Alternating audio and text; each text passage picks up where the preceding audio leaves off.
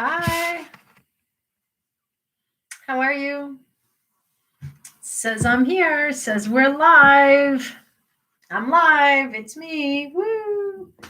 Welcome to Frankenstein Tea. It's me. That's a rhyme. I don't know if I've ever done that rhyme after a year, almost a year of this program. Wow, really reminiscent. Oh, my dad says he was waiting. Yes, I'm here, Dad. Here I am. Really been reminiscing about a year of a pandemic lately. Here we are, coming up on a year. Where were we a year ago? What were we doing? What were we thinking? What did we think was ahead? Interesting time. But we've done it. We've come through it, and we're almost through it. I think there'll be some lingering effects for a while still, but we're getting there. I know lots of you have had vaccinations, at least shot number 1. That's exciting. I know on Block Island, one of the local churches is going to do a in-person event this Friday night. That's exciting. We at the library are not permitted to do that yet, not recommended for those in the library world yet. So we're not doing that. We're going to continue virtual for a little while longer. Probably, I'm imagining that by summer, we'll start doing some outside events. That's what I'm thinking. And then next fall, maybe we'll bring it inside. But as we've all learned, if we haven't learned anything else, we've learned during this pandemic to be flexible, to pivot on a dime, to change plans. And so, who knows? Who knows what will happen next? But it is sunny on Block Island. I'm in a sunny room. You can see the sun moving around my face there. I hope you're all having a good day.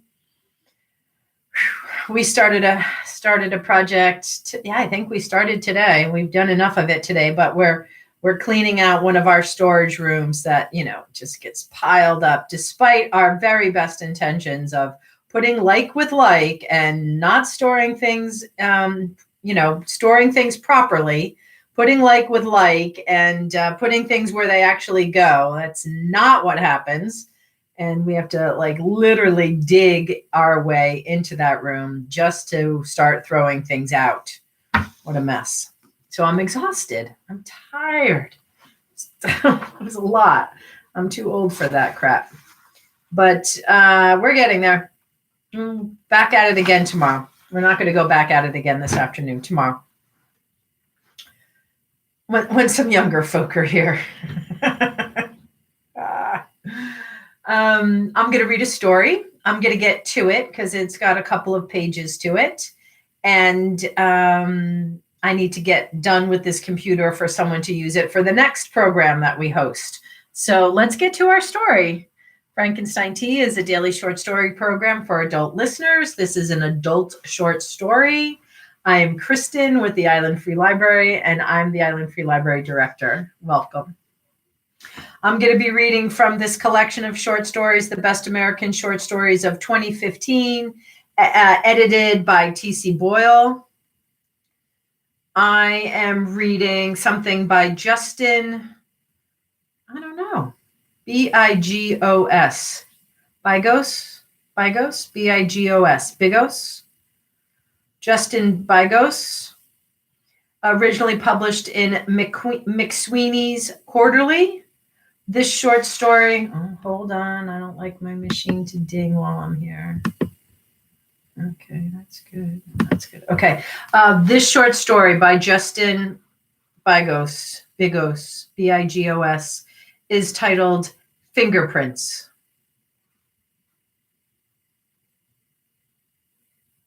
A story. A man, once a wealthy banker, but now anonymous in rags, retired, richer than ever, wandered the streets of our city. He dug through trash, ate trash, slept on sidewalks, walked with a slight limp, as if he had years before suffered a minor stroke or a terrible beating. Years before, in fact, his wife and children had died on a highway. After drinking away a decade of his life, the man quit alcohol, quit his job, quit his life. He became someone else. Do we still think it is possible to become someone else? We know this is just a story. So, he wandered the streets of our city and he smiled at anyone who met his eyes. And to those who then returned his smile with their own, he would speak, "Excuse me, ma'am," or "Sir, just a moment." And he would fake limp with all his dignity. They could see this now, the ones who looked, and he would reach out a hand. Those who took it, very, very few, God save us all, would find he had pressed into their palm $100 bill, and he was already walking away. Another story. Sometime in your teens, in high school, around the time your father started showing up again, your house was robbed. In the night, the family asleep. No one awoke, no one was hurt. In the morning, "Mom, where's the car?" The slow realization, missing VCR, missing jewelry, missing wallets and purses.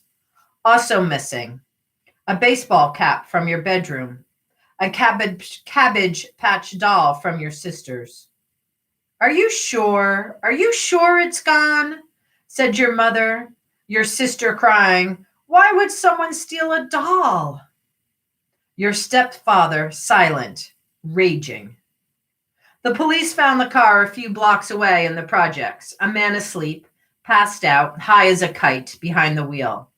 It took weeks to get the smell out.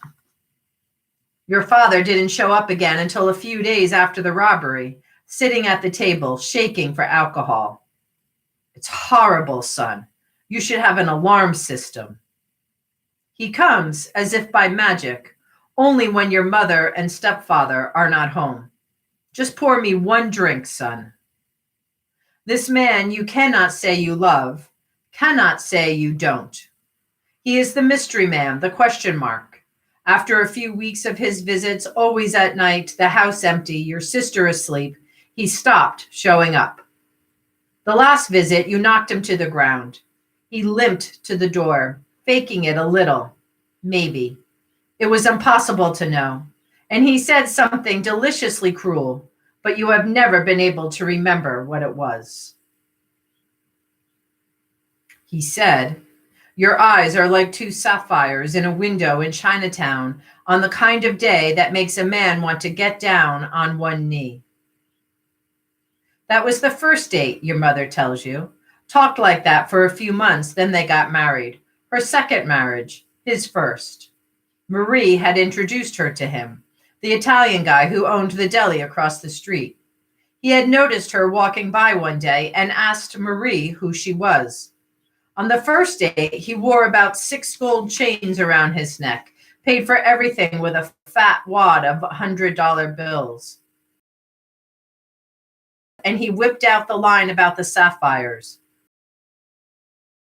Look at him. And you look. You white t-shirt, 2 gold chains, pressed slacks, black loafers.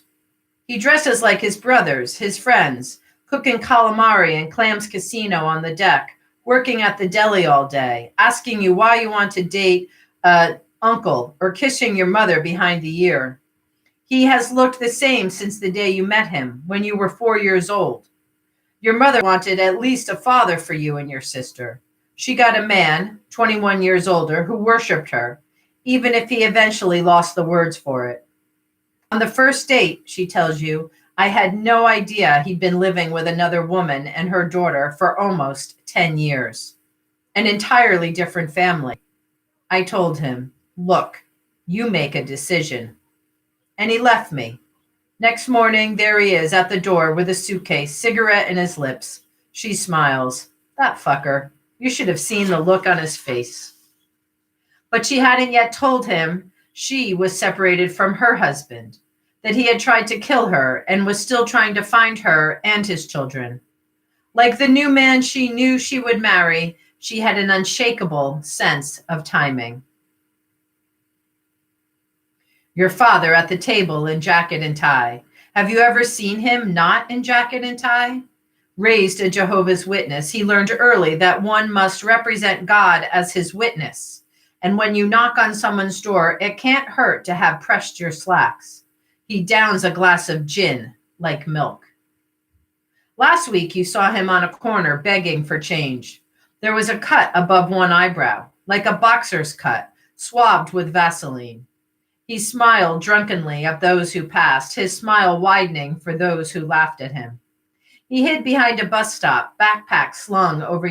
You hid behind a bus stop, backpack slung over your shoulder. When the bus came, you hopped on, and from the back you seemed to catch his eyes. Your father, the village idiot, the fallen preacher, his own cut man, a sad clown smiling in a dirty suit, but he was already looking away. He drinks a rocks glass of vodka. He drinks a plastic cup of scotch. He drinks a Dixie cup of ouzo, a beer stein of sherry, a mug of warm Chardonnay. He drinks handful after handful of water from the kitchen sink, combs his hair with his fingers. He has stopped shaking. You are just getting started. The thief had come in through the kitchen window that led to the deck. The deck had been under construction, but abandoned by the time we bought the house. The previous owner, a cop, lost his job and a couple years later lost the mortgage. At auction in 1983, my stepfather got the house for just over $40,000. It was on a dead-end street overlooking Bunnell's Pond, 5 blocks from Beardsley Terrace, one of the city's 8 housing projects. The house was filled with empty tall boy beer cans and nudie magazines filled with black women. There were posters of naked black women, their skin greased, hair curled and wet, lips parted, on the walls of the bedroom, bathroom, living room, kitchen. The ceilings were painted brown. The carpet was dark chocolate shag. One wall was cocktail olive green, another cat tongue pink, another flaking, cheap gold wallpaper. On the first day we arrived, armed with garbage bags, disinfectant, sponges, and rubber gloves, we noticed again the deck jutting out from the back of the house. We walked up the steps, my stepfather, mother, sister, and I, and saw the deck half built, the wood nailed down 2 years before now, blonde and raw in the sun. One of us peered through the kitchen window, a hand visored over our eyes. Inside, for whoever looked first, a florid signature of defeat. A story about Bermuda. A father visits his 2 children through a window. Legally, he is allowed to see them through a window, and the window must not be open more than 4 inches. Court's order. He brings candy, toys small enough to pass through. He holds their small fingers in his hand, their faces shimmering behind glass. One day, the mother is blow-drying her hair or running toward burned toast or yelling at a girlfriend or boss over the phone, and he convinces the boy, the smart one, the one who watches everything, to open the window wider. Not with a promise of candy or baseball cards, but with, we forget. But the boy is now being pulled through the window by his arms, and his mother is screaming as she pulls him by the legs. And to make sure the scene doesn't get too comical, the boy starts to cry in silence. The father wins. When he is arrested, 22 minutes later at the train station in New Haven, the police ask him what in the hell he was thinking. "We were going to go live in Bermuda," he says. Some nights he would bring paperbacks. I'd pour him a drink and he would flip through dime store books on nutrition or the paranormal, books on Los Alamos and the Lindbergh baby, the Salem witch trials and the Connecticut witch trials, the Pequot graveyards that, he said, protected my great-great-great-grandmother, cancer cures buried by the government, the Ouija board in the trunk of JFK's limo, coenzyme Q10 and how to live only on water, honey, and cayenne pepper. Once he bought 3 different books on the Bermuda Triangle. It was not something to scoff at, he said. The disappearances and ghost blips on NASA radar were not coincidence or fantasy. It was our Atlantis, he said, trying to speak to us. Also missing, 2 slices of bread, half a pound of deli turkey, a handful of lettuce, a fat slice of tomato, and lots of mayonnaise, scooped out with fingers. The thief had left the dregs of his late night snack on the kitchen table along with a rusty knife. The knife was nearly brown and looked like something someone might use hiking or hunting. Who knew? No one hiked or hunted around here. And there was mayonnaise everywhere, oily mayonnaise fingerprints all over the house. On the jewelry box, fingerprints. On the coffee pot, fingerprints. On the toilet flush, but he didn't flush, fingerprints. On the photo of my father and me on the desk, the father clearly drunk, the boy on his shoulder screaming, but look, maybe in joy, in delight, and the father, let's face it, the father is happy. Fingerprints. The cops dusted it all, didn't need any of it, asleep at the wheel, high as a kite.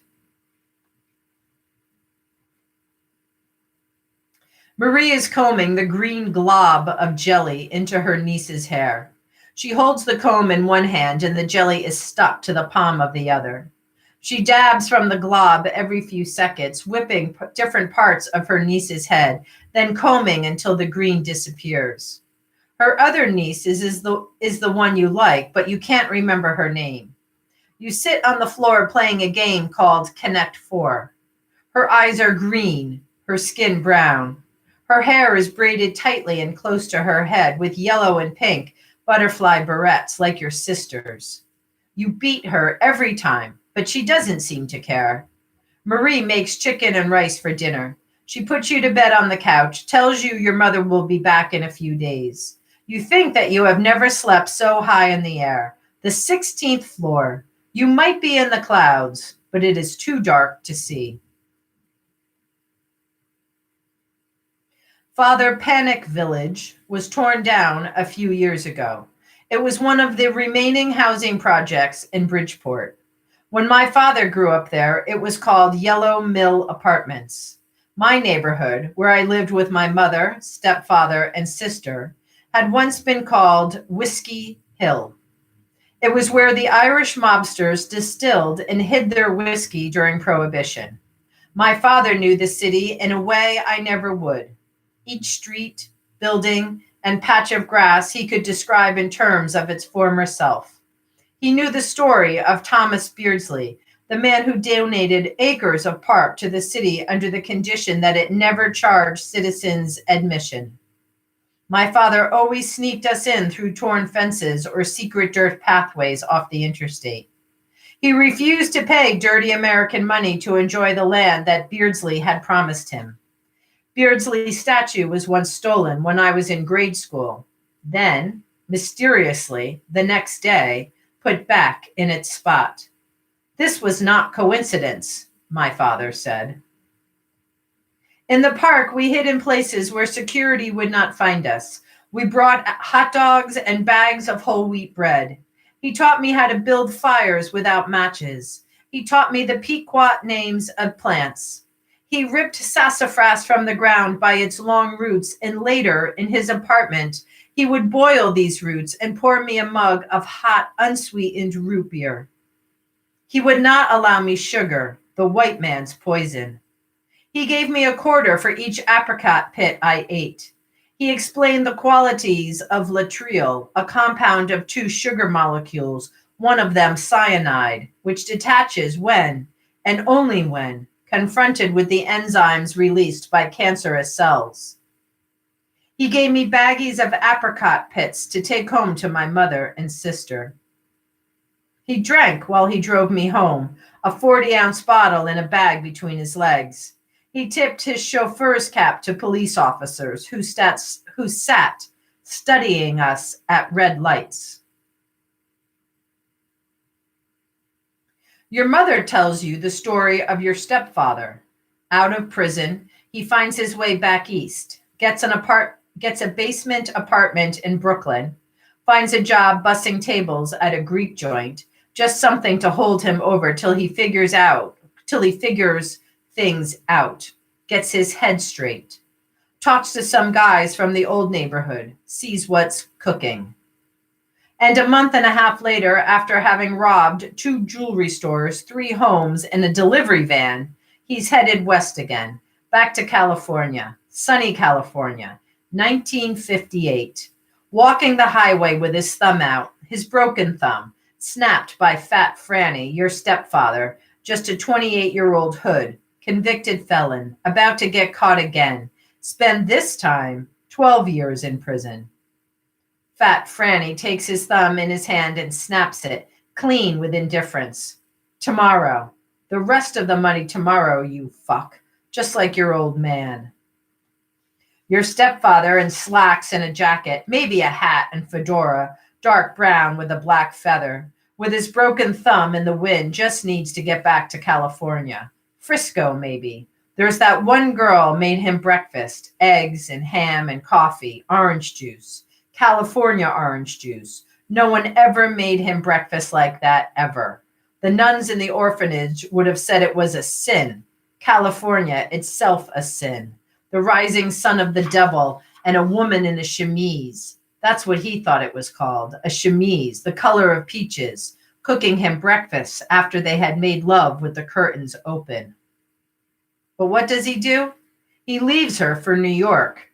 And now what does he do? He gets into a truck, the only vehicle to pull over for the 49 miles he's walked, somewhere now in New Jersey, on windy 78. He steps up into the truck, and before he even looks at the driver, the gun in his lap. Out of the truck, friend. It's my truck now, he says. 28 years old, driving a Nabisco truck to California. A day, almost exactly until he's caught. He gets out of the can when he's 40. There was the time he crashed into a girder on I-95, his ridiculous Cadillac suddenly in front of her Cutlass. I swerved, she says, and I don't know how. There was traffic all around us, but I got over to the edge of the highway and pulled over. I saw his car totally wrecked. I couldn't move. The police came, and your father, he's sitting there covered in blood. The steering wheel was split in half from his chest. You know your father. He's a big butt back then he was huge, and both his eyes black and blue, and his leg, the right one, we found out later, broken. But he was awake, and he kept looking at me. The cops are trying to get him to say something, what day it is, who's the president, how many fingers, you know, and he's sitting there in all this blood, looking right at me. The highway was blocked off, and I was standing right in the middle of it. Can you imagine? Right in the middle of I-95, in broad daylight, all these ambulance and police lights just standing right there. Do you know what he did? When they cut off the door and got him onto a stretcher, he's looking at me again. And right before they put him in the ambulance, he grins. She pauses. I had just left him that morning. We were going to his mother so I could get you and your sister. I told him it was over. Do you understand what I'm saying? She finishes her cigarette. Your father, she says, the way she has always said it.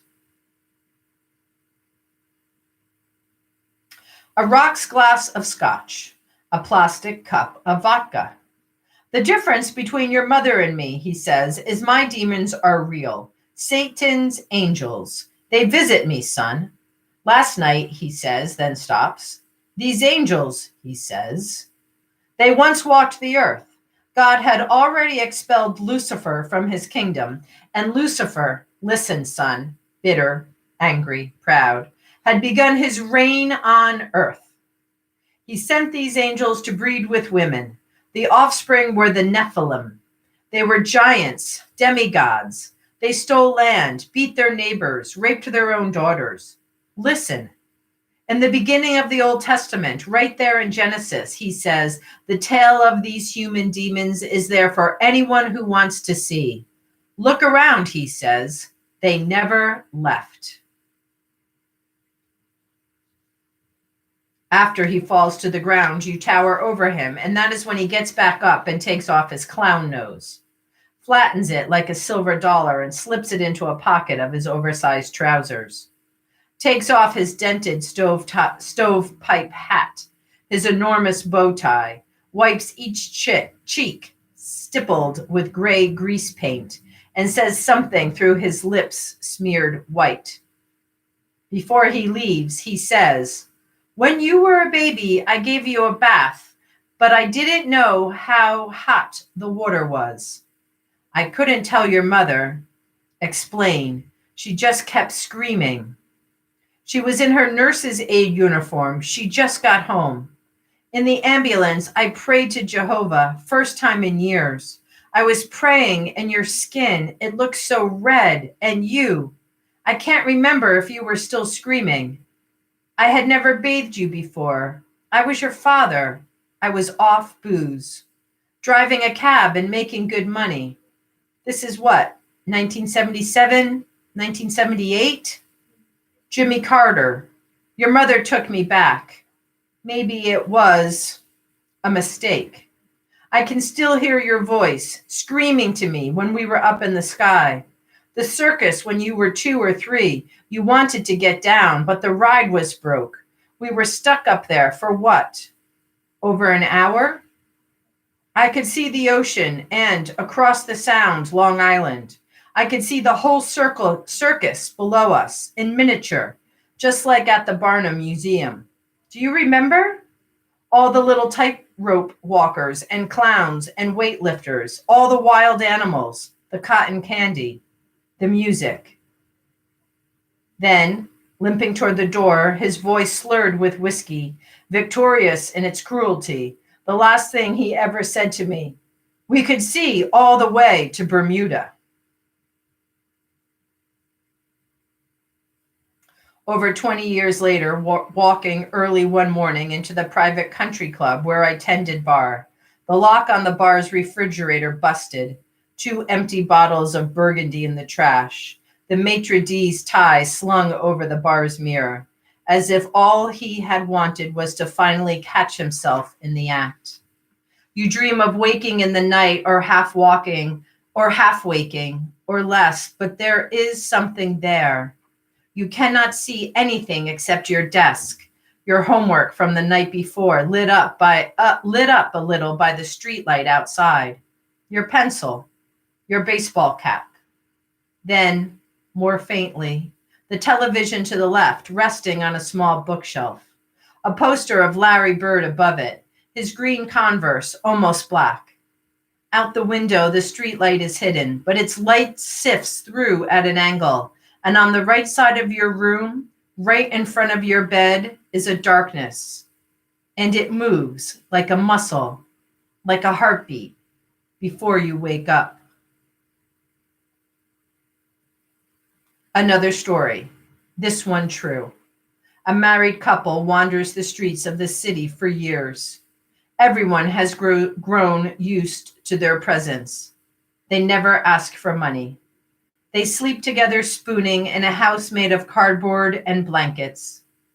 Their faces are ruddy and without expression, and when not asleep, they are always in motion, always searching through garbage for survival. The first time you see them, you do not know any of this. You are with your father, holding his hand, and you are walking just to walk, a stroll through downtown on a Sunday afternoon. He is humming a song, maybe about rain, but it is sunny, and he hums so loudly you can feel it in the palm of your hand. He begins to swing your hand with his, slightly, as if in a wind. Then you see them, ahead. The man is digging through a mesh trash can on a corner, his arm buried to the shoulder, and he is looking at you. The woman stands beside him, looking inside one of many shopping bags hung from her shoulders. The man does not take his eyes off you, and you cannot look away. Your father stops. He looks at you. He kneels. Son, he says, it is rude to stare. Some people have very hard lives, and it is hard to understand for many of us why they live this way. but they are human beings, and Jehovah made them the same way he made you, me, your mother, your sister. I want you to say you are sorry. I am right here. Go say you are sorry to that man and woman, and I will be right here waiting for you. But you can't. You begin to cry. Your father says, it is okay to just wait here. You watch him as he walks in his long, slow strides in his suit and tie toward the man and woman. He is wearing a new hat, and you remember that was the reason you came downtown, so your father could buy a new hat. He stops just a couple steps from the man and women, and they look, man and woman, and they look at him. The man's arm remains in the trash, but is now still. After a few seconds, the man looks at your father's hand, which is held out to him. The man looks at the woman briefly, then he takes something from your father, looks at it, then puts it into his pocket. He goes back to rifling through the trash, and the woman begins to yell at your father. She begins to scream, her face turning even redder. You cannot hear or understand what she is saying, but you know she hates your father, hates you, hates many, many people. You want to help your father, the man who has only recently come back into your life, clean shaven and speaking of God. You want to run toward him and defend him, protect him. But now he is holding out his hand to the man again. He has taken off his hat and is holding it out toward the man. The woman is now silent. The man takes the hat, a brand new fedora with a feather, and puts it on his head, and looks at you as if for the first time.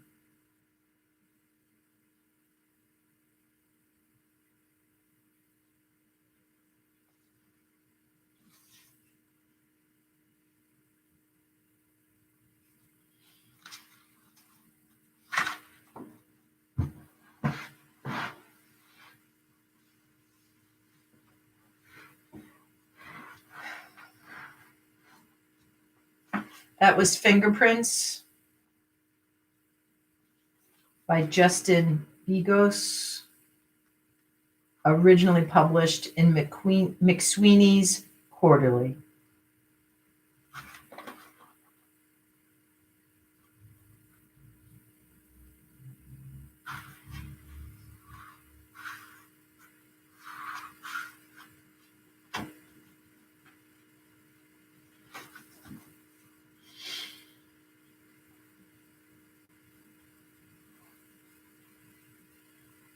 I'm happy the sun's out. It will help me digest that story. Good luck with it. Good luck with everything. Oh, it's so fun to read to you every day. I'll be back tomorrow. Let's see what I pick. Have a great afternoon. Be well. Mask up. Put your masks on. Here we go. We're almost through it. Don't give up now. Peace out. See you tomorrow.